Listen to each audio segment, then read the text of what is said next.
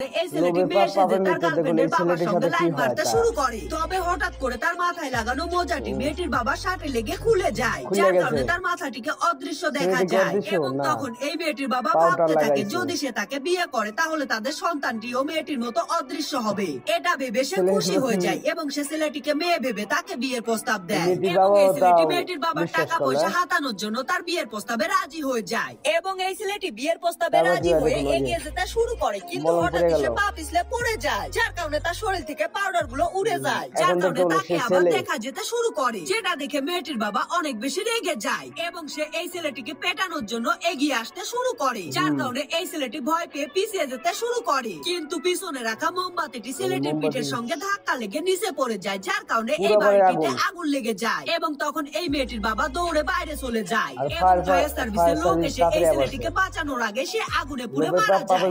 দেখুন।